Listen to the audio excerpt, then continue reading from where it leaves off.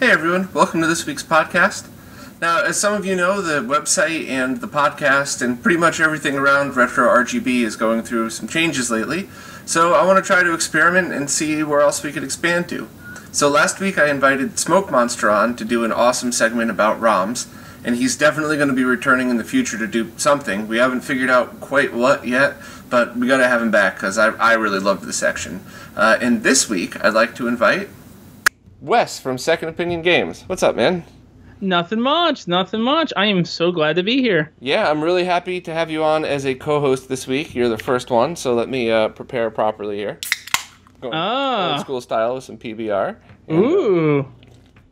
That's from where I'm having a G2 Gatorade, so I don't know. I don't know if you can make it through the whole thing. I don't know, man. I got to drive home after this.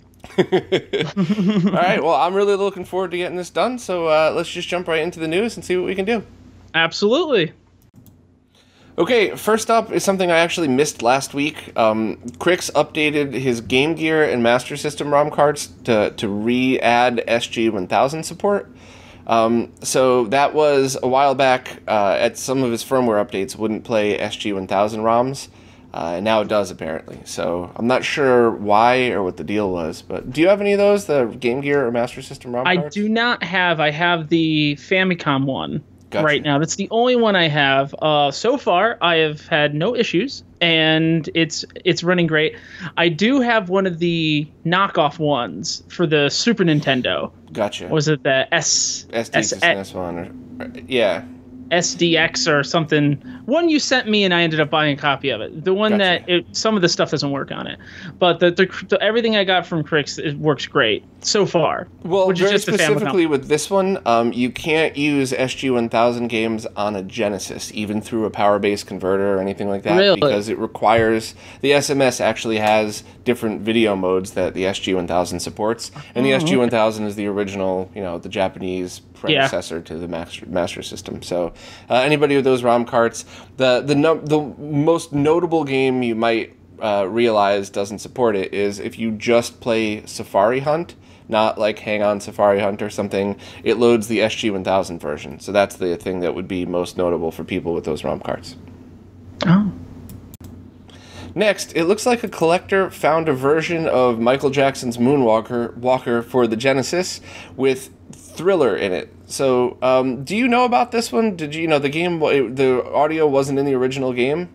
It wasn't. It had other Michael Jackson hits for that, but this one actually has, supposedly, I don't know if this is true, everything seems to check out. It seems like it's made on a prototype cartridge that would have been used at the time. It has all the hallmarks of being an actual prototype, the way that Sega would print the cartridges, the way that the labeling was internally through Sega. And there seems to be some history there with Michael Jackson requesting them remove the Thriller. There's, of course, a lot of issues with the music usage with these games, and then I don't know, the strange relation, exactly, the strange relationship that Sega and Michael Jackson's had, sans the, who knows, I take it this was before Sonic 3. Yes, it would have to be, because this is 1990. Exactly, so actually, yeah, that's way before, so.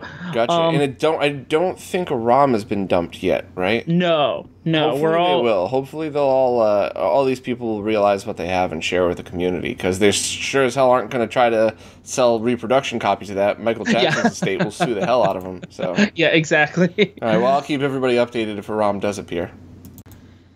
It looks like Darksoft has sent 2 prototypes of his MVS ROM cart to testers, and as long as there's no major issues, it should get... Now it's like very close to pre-order, I guess, but I know I've been teasing this for a while, but I've really just been giving everybody updates as Darksoft posts them, and I'm just really excited to give it a try. So, when I was playing through the Neo SD, I got to play through a bunch of Neo Geo games that I'd only played through an emulator before, and there's a lot of great ones on there. And, I think this is, at least the AES version, is the only time in my life I will look right at the camera and say I am not going to buy any of those games.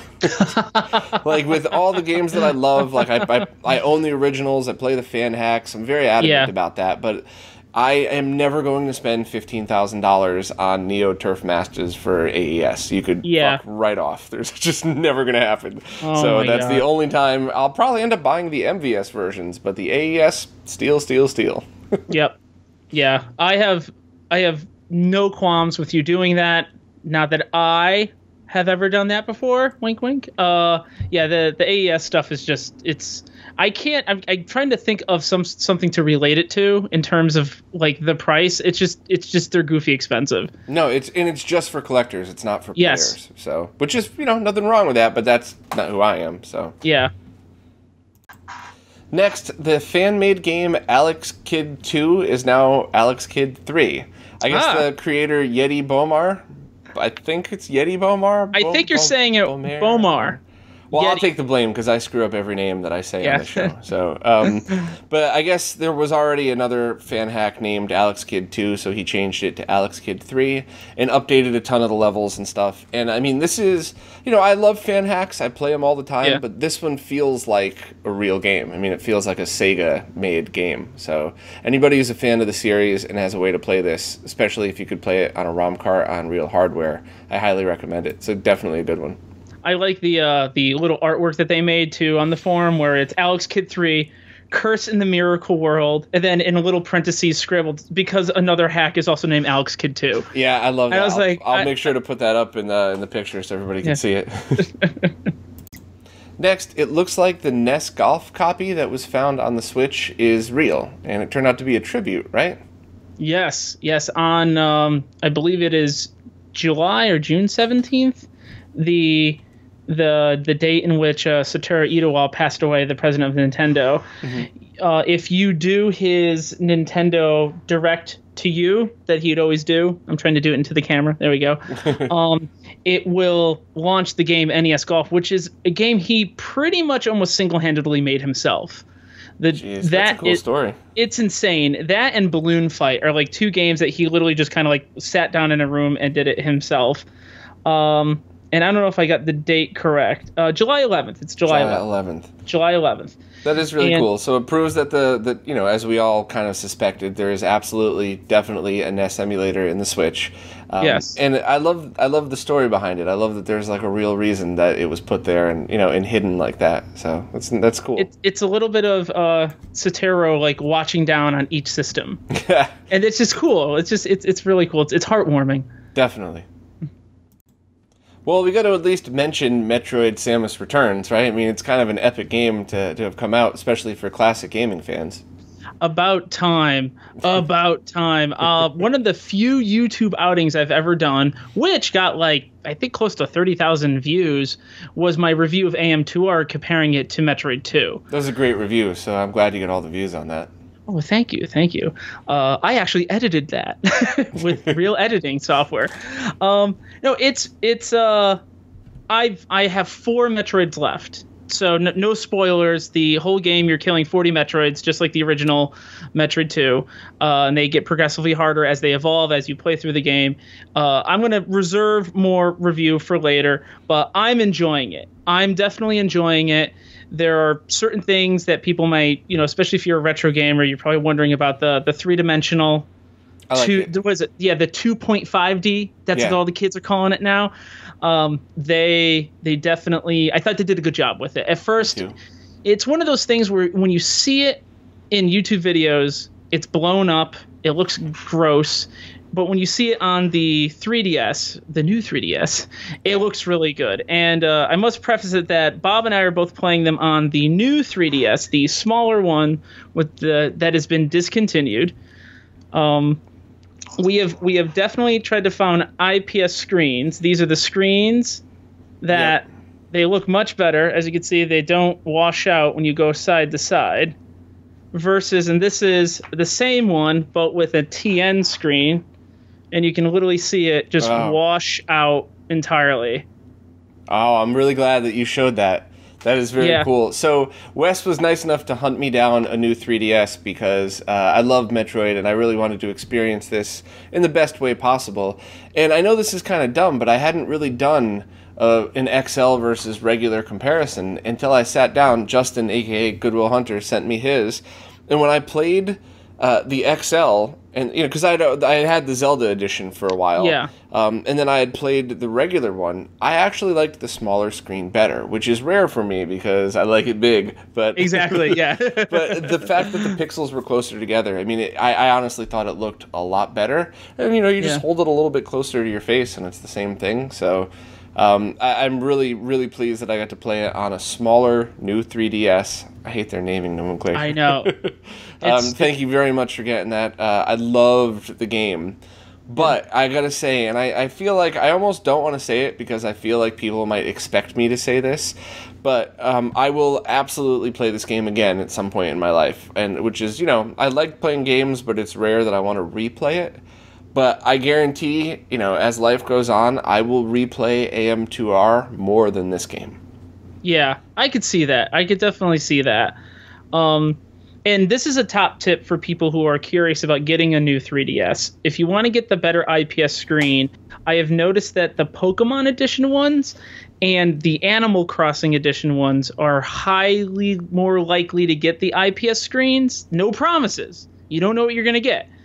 But the ones that I've seen that are usually the Pokemon ones or the Animal Crossing one have the nicer IPS screens. Gotcha. Also, Nintendo's website is selling, even though they're discontinued, refurbished ones of these for $125. That is a good deal. Yeah, so if you want to get a new 3DS, you want the smaller one with the changeable faceplates and what Bob and I consider the better, smaller screen, I feel there's no better deal right now than to get the refurbished units direct from Nintendo.com.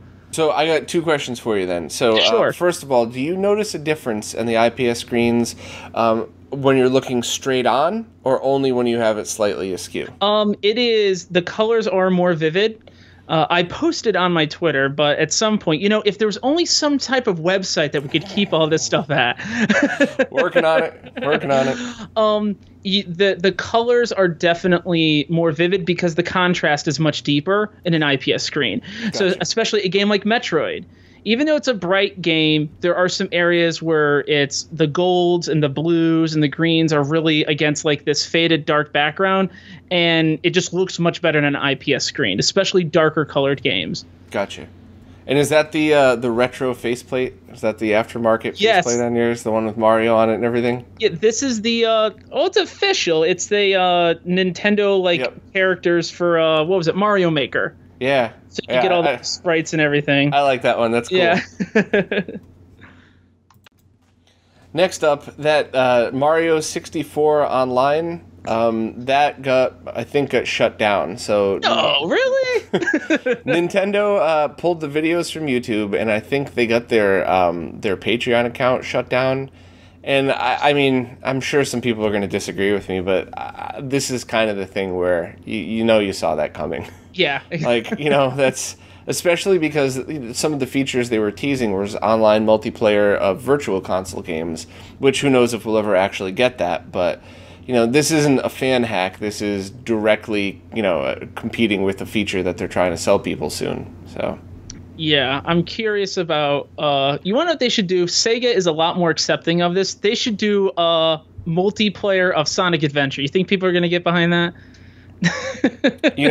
It could. You never know. But yeah. I don't know. It's sad to see a lot of work go down the drain, but at the same time, I mean, you got to pick and choose your battles, guys, and that's not one that anybody's going to defend you on. So yeah. Oh well, hope anybody that was interested got a chance to at least try it out. Well, speaking of Mario 64 hacks, it looks like one person on YouTube has posted videos of hacks that he made. The first was he took the entire map of Ocarina of Time and made it into one Mario 64 level. And then after that, he was able to make an infinite size level in Mario 64. So that's pretty crazy. Like, I can't even think. I mean, it'd have to be playable on a ROM card. I don't even think that you'd be able to actually have a cartridge to fit that much data on it. Just make like some sort of connector that goes into like one of those Western Digital externals that you just have to keep getting bigger and bigger, and then send it to a NAND server, and then you're playing your infinitely big Mario 64 level. All I have to say to this guy is, don't start a Patreon. Right. Don't try to sell it. So, and just put it on a form so people can download it for free. Yeah, exactly. Because we want people to actually get it. So, I mean, I love weird stuff like this. I mean, That's awesome. I'm never going to sit there for hours and try to walk through an infinite-sized level, but I'm definitely going to throw it in my ROM cart and play it for a little while. So, and thanks very much to Kenji for sending over those links. Kenji always sends me some really cool and random stuff. So, thanks, man. Another update from Super G. He said that the G-SCART Switch Lite will be available again for pre-order in about 3 weeks, and the G-Comp Switch will be ordered, the batch for that will be ordered after it. So anybody who was looking for more Switches, they're coming. I guess he posted an update to say the light boards are finished manufacturing. He ordered all the case parts, and now they're soldering everything together. So I'm not sure if that means he turned to like a turnkey manufacturing, or if this is for a new order. But I like the fact that there's progress. So now, does he order them and there's like a set? Oh, sorry. He used to order the parts, and I believe assemble. I believe all of the solderable components were assembled by a factory, and then he would get the plexiglass, the boards, and assemble and test each one himself. Okay. And then pack and ship. So, okay. Yeah. Did you get a chance to test the Lite, or do you just have the original 3.4? I believe it was.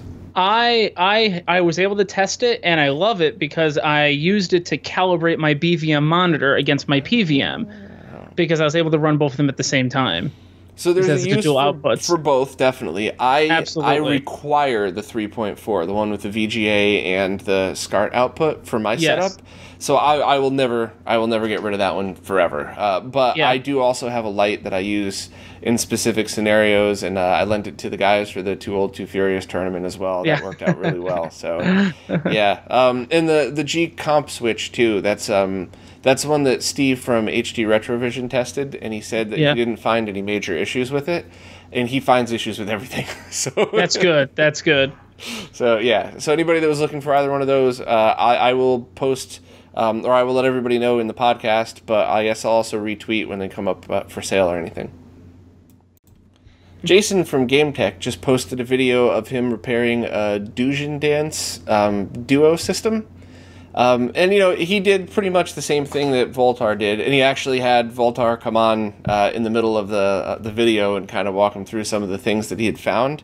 But I do really like how Jason was approaching this, because those machines were in bad shape, but he's approaching this as it's a success story. You know, it took a lot of poking and prodding, and then finally a video from Voltar exposing whatever you want to say. Yeah. But it took a video to finally give Doujindance a kick in the pants to change his mod work, and he did. I mean, you know, I haven't personally seen the newer ones, but the people that have opened them up and sent pictures, you know, it looks like his mod work's gotten good. And it's, you know, he's removed things like there's no more, you know, wads of epoxy. You know, he's using real connectors and stuff now, so that's pretty good. And also, I didn't realize somebody had sent it in. On Doujindance's YouTube page, he posted a 3DO RGB mod that he was making. So somebody had sent that over to me, and I immediately posted on it like, "Hey, cool! You know, why don't you sell these boards as kits? And you know, I'd like to buy one off of you." And he immediately responded like, "I don't want to because people hate me." I'm like, oh. You know, and it sucks too, because if you don't speak somebody's native language, it's really hard to get your point across for especially for touchy things. And I just said, you know, people don't hate you, but you know, your work needed correcting, but you know, let's move forward. And look, let's be honest, I don't mean to sound like a total douchebag, but if he's selling kits, as long as the kits are built well, it doesn't really matter how his mod work is, because he's not modding it, you are. Exactly. So, but there was a couple of 3DO mods that were supposed to have come out that didn't. So that's why, you know, anything's better than nothing. And he even incorporated some of the 240p switching into it. So, you know, hopefully we could see something, you know, to play those two really great 3DO games. Yeah. And this is something that, you know, in a community, I think you're not targeting people and saying, aha, look at how bad that is. It's just there's a level of quality when you're doing it as a service. When you're doing it privately with your own stuff, I've made my own things that is okay for me in my house, but I wouldn't give it to someone. So I agree 100%. And the two things that I always stand by is a couple of my original guides, back when the site was still a beta, had some pretty shitty mod work on there. And I just left it in because I assumed nobody was reading. And I figured I would just update it. Little did you know. I caught a lot of flack for it, and they were 100% correct. I should not be posting guides showing the wrong way to do things. Yeah. And on the other side of that, I should never, and nobody should be selling stuff like that. You know, if somebody had posted, like, you know, if somebody had opened up a Doujindance and before we knew what it was and posted pictures of it and said, like, hey, this is the mod work I did, everything's secure now, what do you think? You know, there's assholes everywhere, but your average person, the game techs, the Voltars of the world, would say things like, hey, you know, good first step, but, you know, there's some serious issues that you should address. These are important for now. These you could wait, you know, just leave it alone and do it next time. But, you know, if you want to learn, here's how to do it. But when the guy said he sold hundreds of these systems, that's I wonder how many of those are ruined forever. Exactly. The red flag goes up. All right, so there's another little emulation box up for sale on Indiegogo now. At the time of recording this, they're at like 26% of the final goal of 50 grand, and it's basically a little emulation system that you could play from the supposedly the original CDs. So have you seen this yet? Yes, and it's SEEDI CD. I hope they don't call it the CDI. CDI? I don't know. It doesn't play CDI games, which is disappointing. You know, if I could play Faces of Evil, then I'm down. It plays so CD-based games. This might be an ARM-based processor that's archened from your typical Raspberry Pi, probably Raspberry Pi 3, something of that base. But Neo Geo CD, TurboGrafx CD, Sega CD, certain DOS PC games, I'm sure through one of the many Raspberry Pi DOS emulators, and of course PlayStation 1. Right. Yeah. So I exchanged a few tweets with them, and they are using libretro, so the RetroArch basically, and I kind of have strong opinions on these. So if they're using, if they're using Raspberry Pi Zero or Raspberry Pi or whatever, and libretro, that means that they're taking something and adding to the community that's already working on it, which, you know, you might not like these boxes, but if that's the case, cool, because that means whatever somebody is working on this thing, everybody benefits. Because if somebody buys the CD box and they're playing Super Mario level 2-3 and the screen glitches out, that's the same bug report as if you were running on a Raspberry Pi. So that's fine. And I hope he doesn't mind me calling him out, but Ed from Free Play Tech, Ed's a good dude, and I love the Free Play boxes that he sells. It looks like a Game Boy Advance, but it's an emulator box. And that is the exact way that he is approaching things. Free Play Tech is providing you with an awesome little kit to make yourself a portable emulation system. And he's using the platforms that are already out there. So, you know, he's not trying to create his own community. He's tacked on to the rest. And in my personal opinion, that is absolutely the perfect way to go about doing this. But if these guys made some comments about adding their own custom software, and I don't know how far they're, or what piece of hardware they're running. And anytime there's a little custom box like this, it's always a piece of garbage. And people get really pissed in the comments. But I called it last time because it's just over history. That's always what it is. Anybody tries to do something, even taking something like libretro and putting it on their own proprietary hardware. So now you have a very small group of people versus a global group of people working on something. Yeah.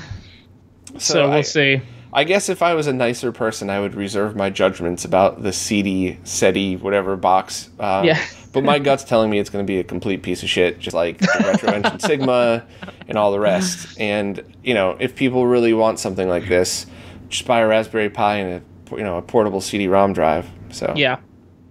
How about you? Any extra thoughts on this?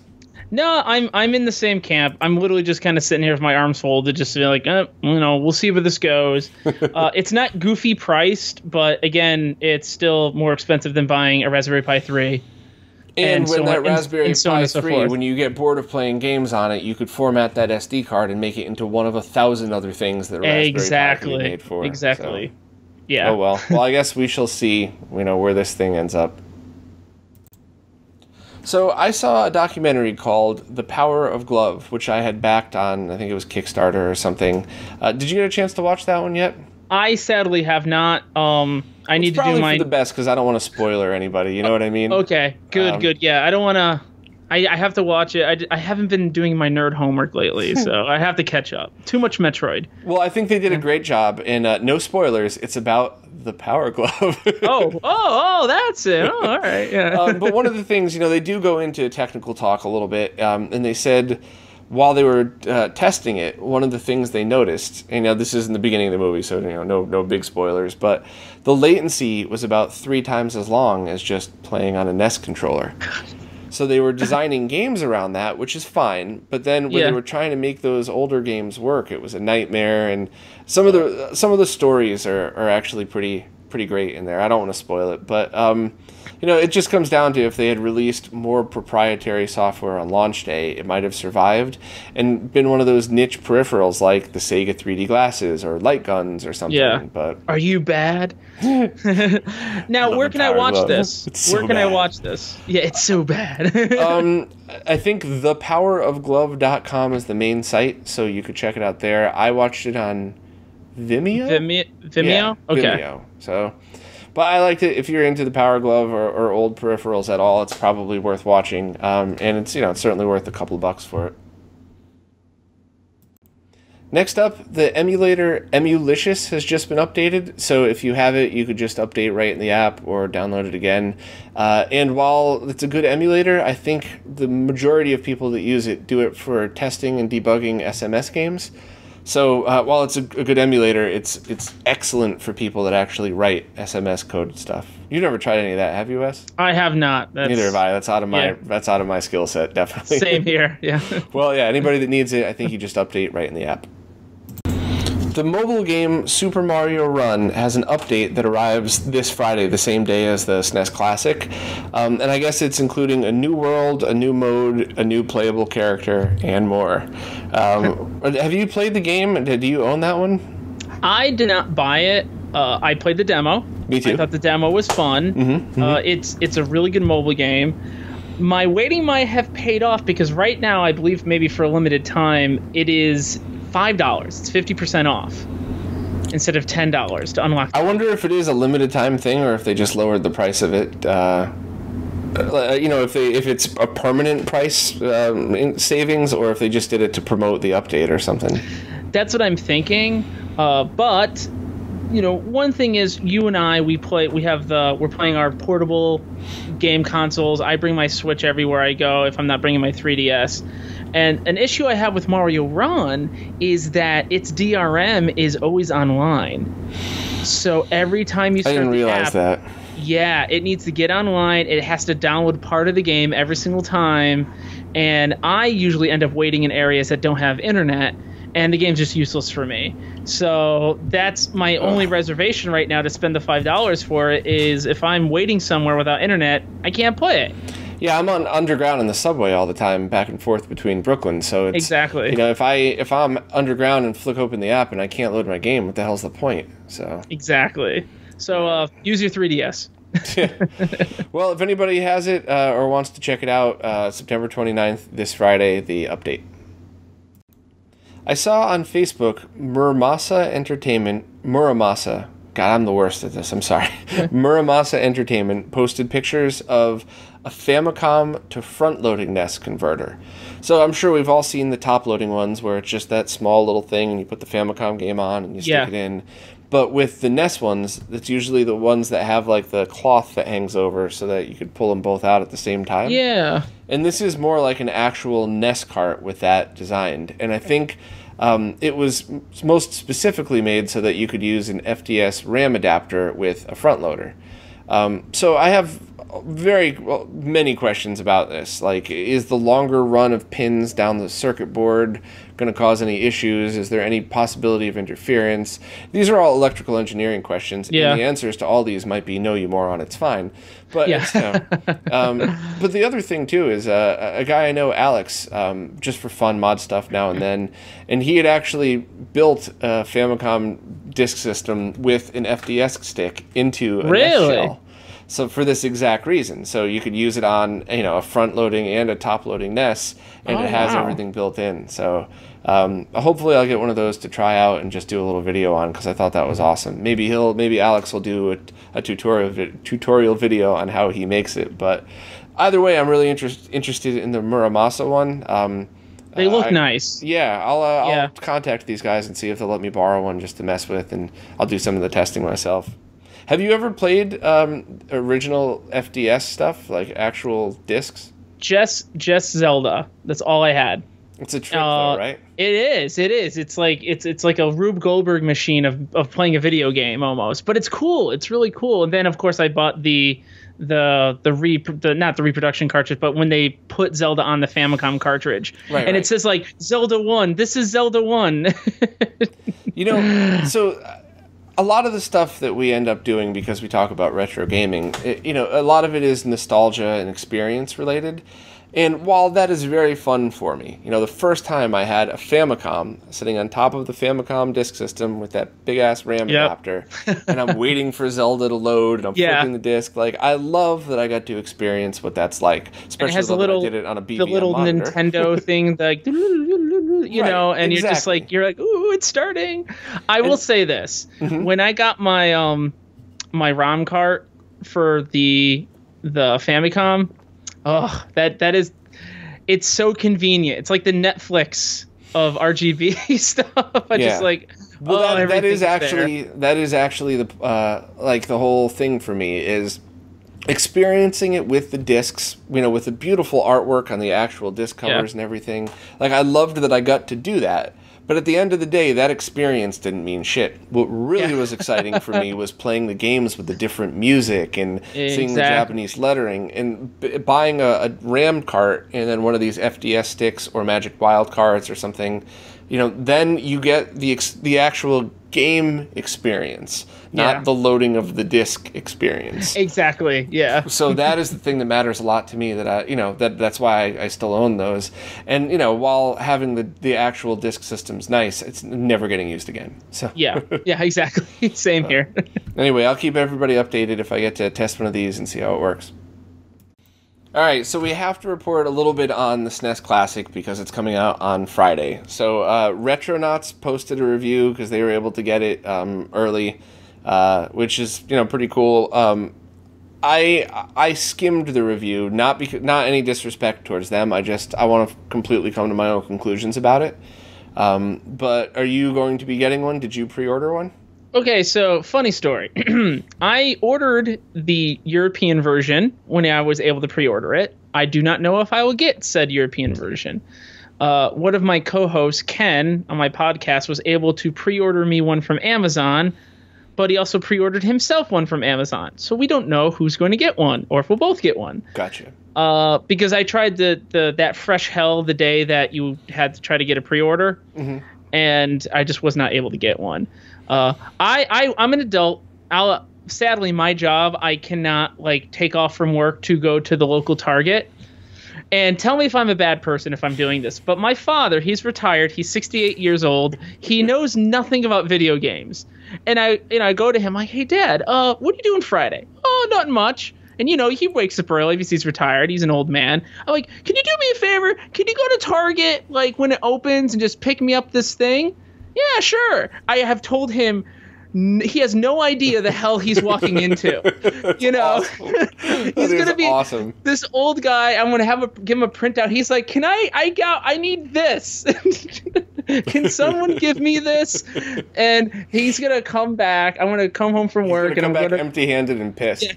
Yeah, or he's gonna have get one. He's half torn and all disheveled. He's like, "What did you send me to do?" So we'll see what happens with that. He has no idea. He has no idea what's happening. So I actually have an appointment across the street from the Nintendo store at 11 a.m. So I'm going to go at 9 a.m. I think that's when they open, 9 or 10. Whenever they open, I'll be there. I think the Nintendo store is going to have 6 or 7 of them. No, they were great about the NES Classic. No, There was a line that was like 3 hours long, and every person in the line got one. Yeah. So I'm gonna go for that. But if the line takes longer than however from the time I get there to the time my appointment is, I'm gonna walk away.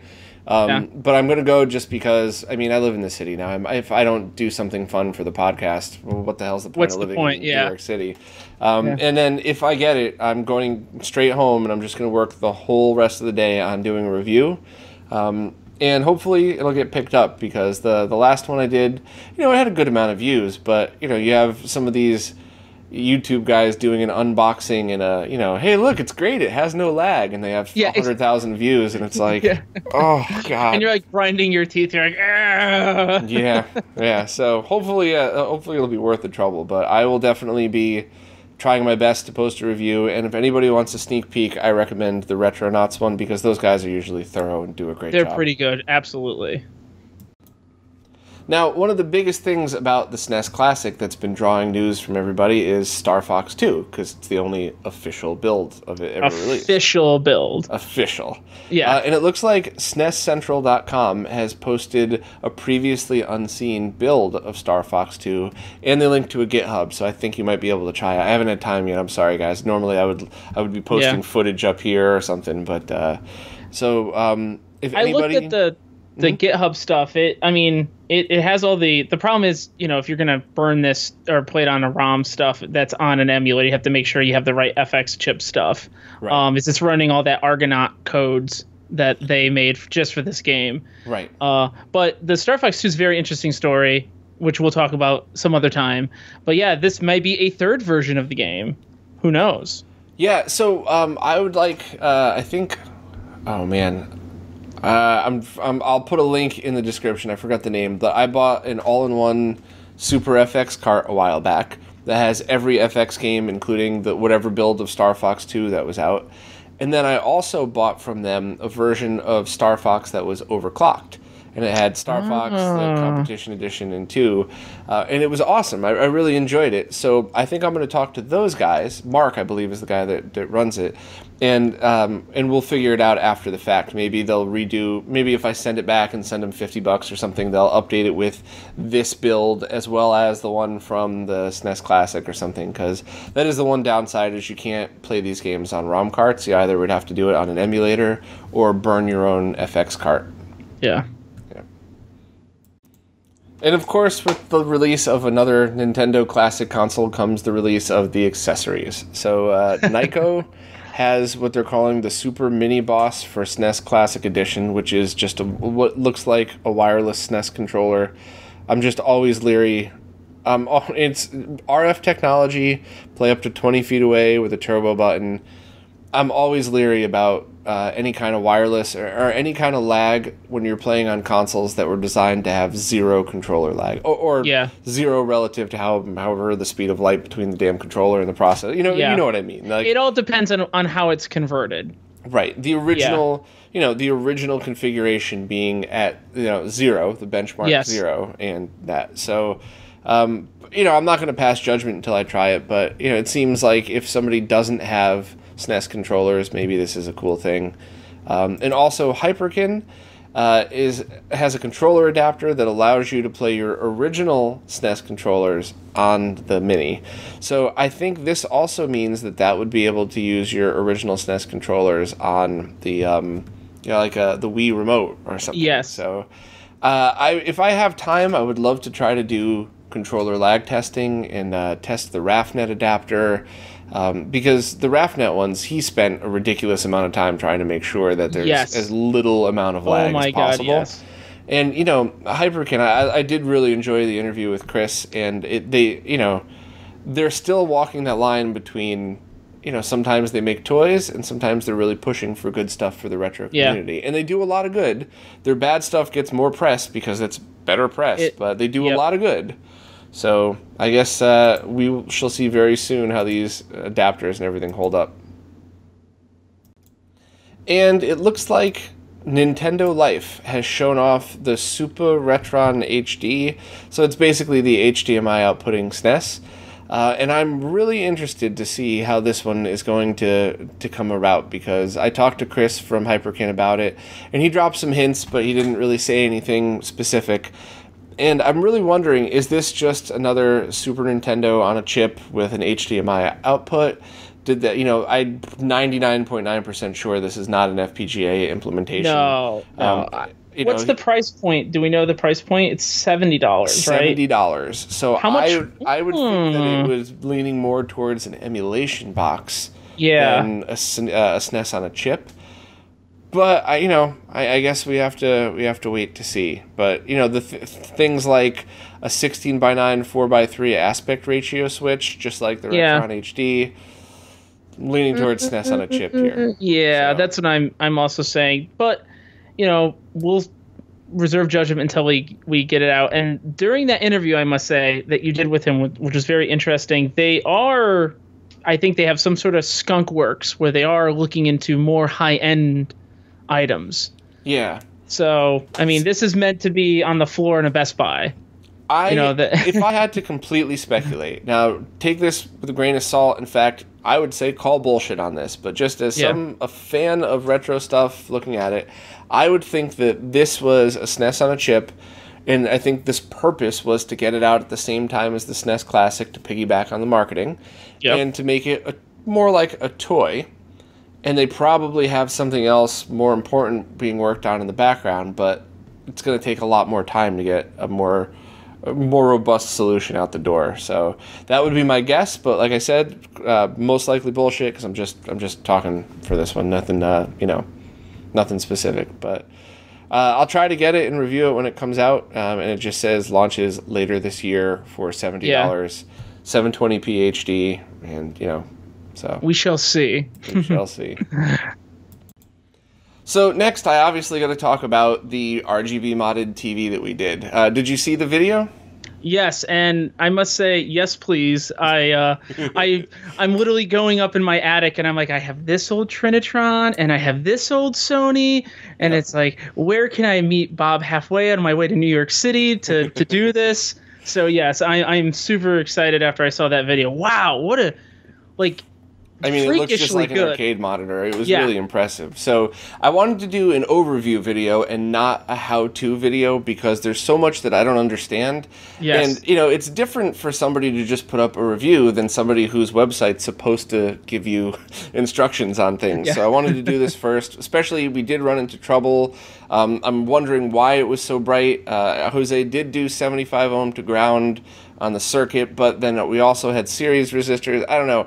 I really want to go back in and do it step by step, but I felt like that's how I learn. I jump right into it first. Yes. Then I go back and figure it out. Everybody's different. Some people could read and and just memorize stuff, but yeah, I thought that was really cool, and I really wanted to at least start the process of sharing with people how to do this. So now Jose also brought this up a few times in the video.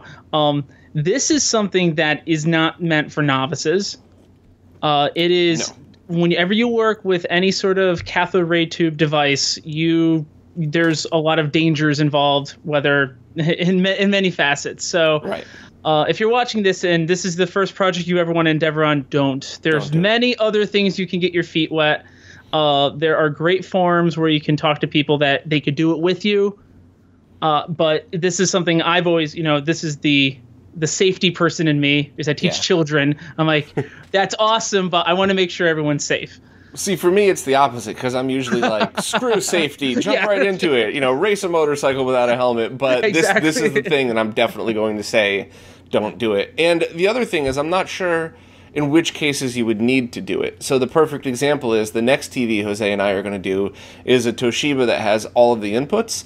And I want to put Super Nintendo through the HD Retrovision cables into the component inputs, take really good pictures of that, and then pump Super Nintendo in through the RGB mod and see if there really is a difference.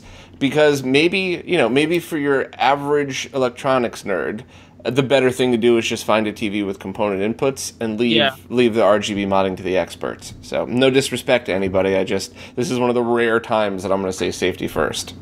Yeah. Last thing you want is to get the email of like, my dad did this for me and now he's dead. And you're like, no.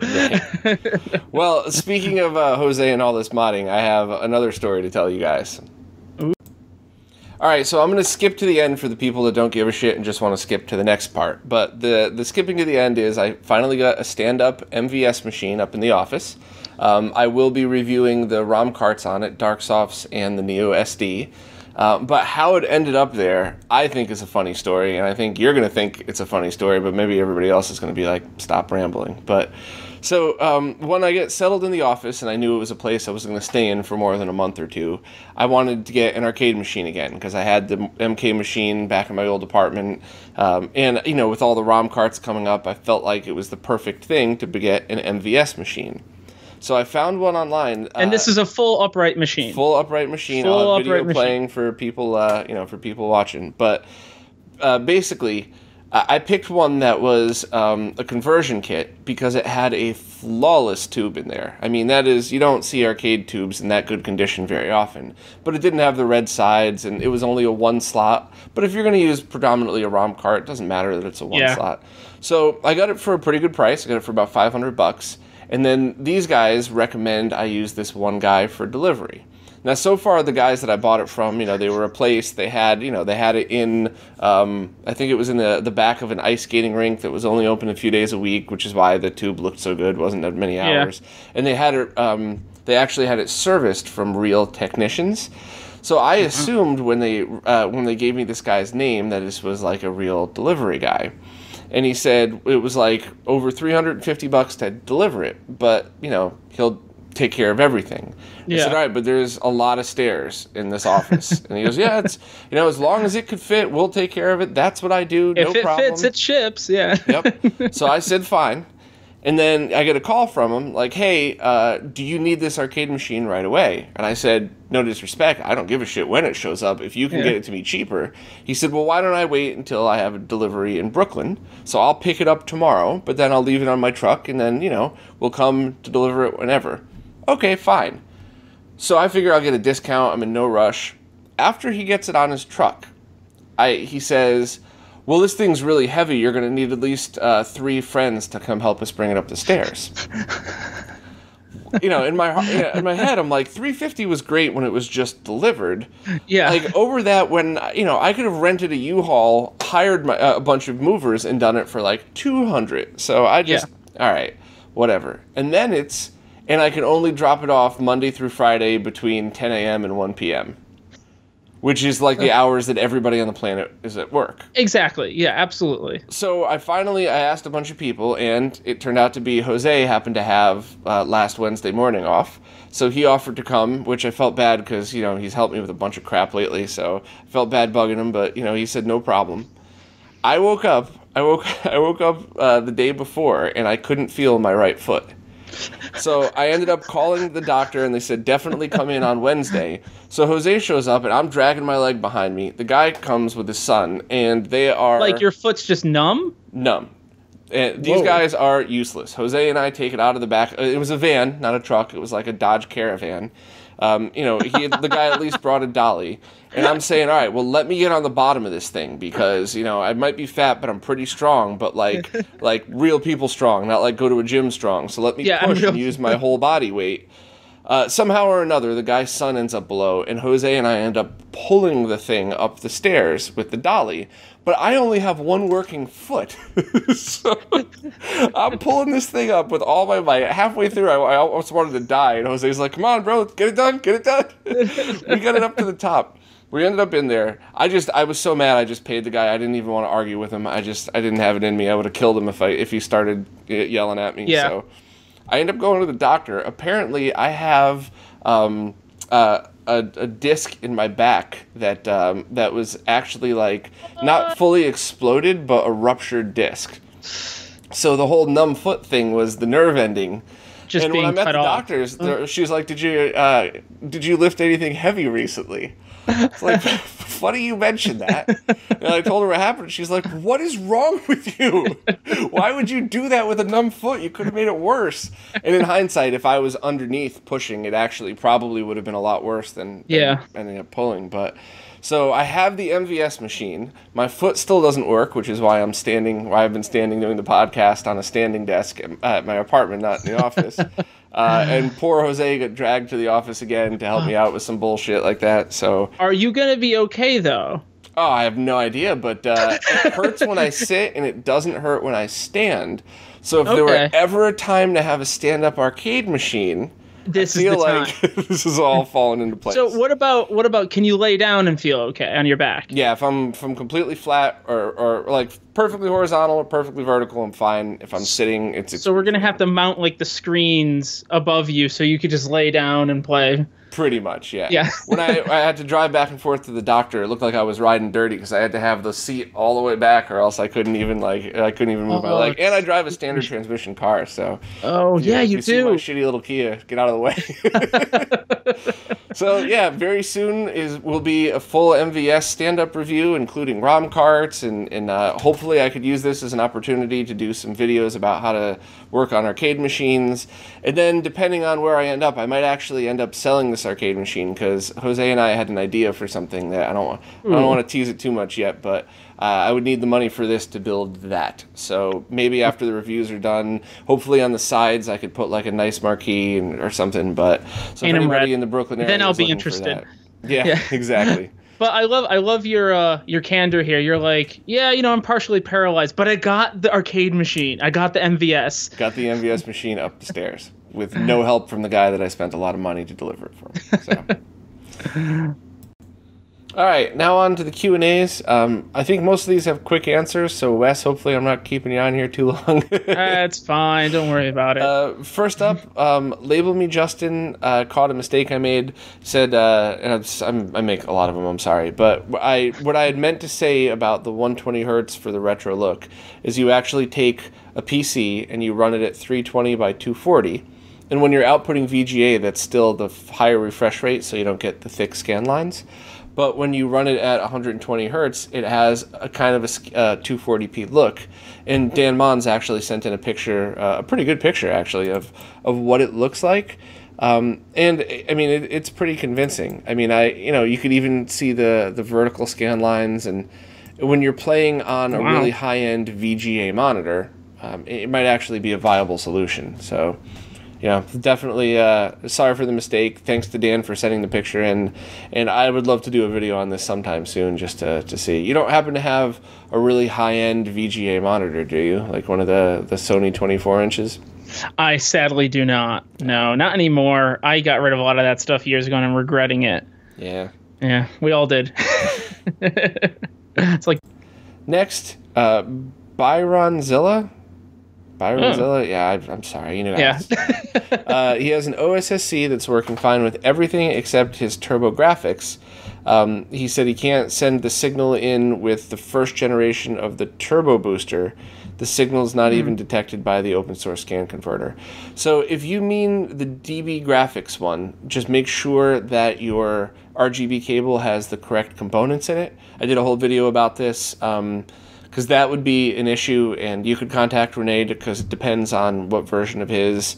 But basically, it's probably just the sync line on that. If you're not using the DB booster, then I'm not really sure because the Turbo Booster doesn't have RGB. That was just the composite video output. Do you have a Turbo Booster, Wes? The actual.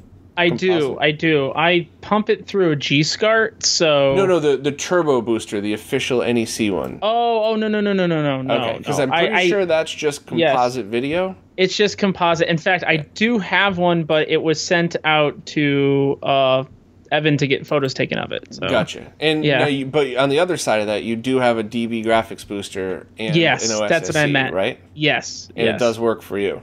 It does work through the G-SCART. I haven't connected directly to it, but... Probably shouldn't make a difference. All right, cool. Yeah. Next, Ed from Free Play Tech was talking about what to do about separating the interviews, and he had a good idea. He said, I wonder if there's a way to do a full interview separately but have some sort of abridged interview tacked on to the next news episode.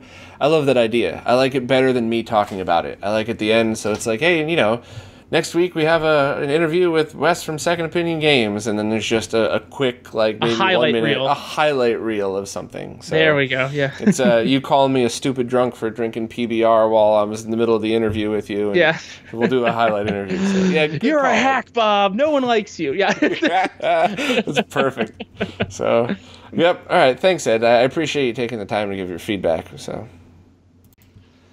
a lot of people had commented about Smokemonster section. As I said before in the intro, I loved it, and we're having him back one way or another. You know, I got to be respectful of everybody's time, so I don't want to make him do this every week. But one person, Falcons fan 1979, said something that literally made me laugh out loud. He said he didn't like Smokemonster's corner. He suggested Smokemonster's lair or den, because corner just sounds like he's being punished. I love it. Remember that movie with Jennifer Aniston, The Good Girl, where the guy's yelling at his dog, "Get in your corner"? Yeah, get in your corner. Yeah, that is, good Falcons fan. Thank you. That's a good idea. We'll have to change up the name. Next, Giuseppe Astrologo. I want to say Astro logo, but that means I'm an asshole, so I'm sorry. Giuseppe. There we go. Is it like the logo of the Astros? Is it astronomy logo, or is it astrologo? You guys know I'm the worst at this. I hope, Giuseppe, I hope you're laughing. At least I know how to pronounce Giuseppe. I had a friend growing up with that name. So, but he said this might be of interest to other people who have a 4K OLED LG TV like mine. He said there was an update to the TV software on September 9th that caused the OSSC to stop functioning in Line 5 mode. Mine should arrive by the time this airs, my new one, so I will be testing then. And he said if you want to, it's a bit of a process, but you could downgrade the firmware to the previous version. So I'm very happy with my new TV, and I can't wait to start gaming on it through an OSSC. So thank you so much, Giuseppe, for posting that, because if it didn't work in 5X mode, I would bitch and moan and cry. So at least now I'll have a path to go down if it's not working. Yeah, the only thing I have to add is I'm very jealous of your TV, and I want it. But you have a 4K TV, a nice one, and you have a very nice source scan converter. I do. 5X never worked on mine. I can only do 4. Yeah. It's a Sony one too. I'm a big proponent of, though, looking into the updates for these newer TVs, because my Sony had a really good update this past summer that lowered input lag.